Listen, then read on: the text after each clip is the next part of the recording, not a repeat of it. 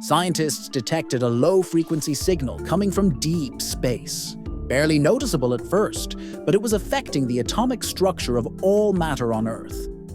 Nobody paid much attention in the beginning. But then, something terrifying happened. Every living creature on the planet slowly began to shrink. Houses became towering monuments, cars looked like steel mountains, and a single loaf of bread was the size of a building. To survive, people abandoned traditional rooms and started building their lives inside the objects they once used, inside drawers, pots, and even electrical sockets. But domestic cats, birds, and especially insects, they didn't shrink. In fact, they became the new giants of this altered world. People were no longer at the top of the food chain. Many had no choice but to hide within the ruins of their own homes. A single grain of rice became enough to feed a family for an entire week. But massive food also attracted massive threats.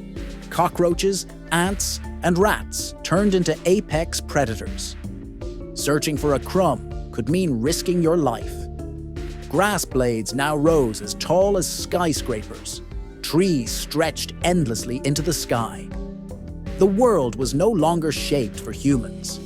It had become a haven for creatures we used to ignore. Nature had chosen its new rulers. People formed micro-communities, and everyday items became cities. A television frame became a walled fortress. A shoebox turned into a parliament hall. Power was no longer measured by wealth, but by resourcefulness and access to shelter. Armed with makeshift weapons built from needles and paper clips, they fought off insects and scavenged supplies. Others became engineers, philosophers, or healers.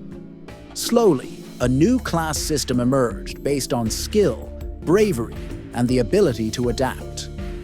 Technology was too large to operate. The internet faded into myth. Communication broke down. Messages were now delivered by hand, sometimes by birds we tamed, and sometimes by daring runners who risked the wilderness outside. They spoke of a counter-frequency, of a way to restore our former size. But others resisted. Why go back?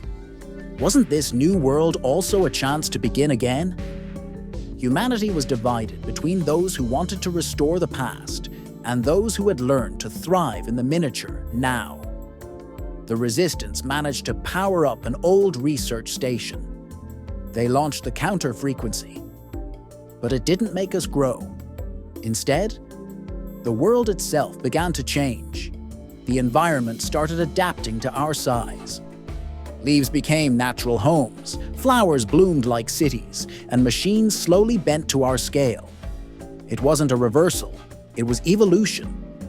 We had simply re-entered it at the scale we were meant to be. Nature, technology, even life itself had reached a strange, beautiful balance. Maybe the problem was never our size, but our perspective. Shrinking didn't make us smaller. It revealed how big the universe really is. So, tell me, would you fear being small, or would you embrace being part of something greater?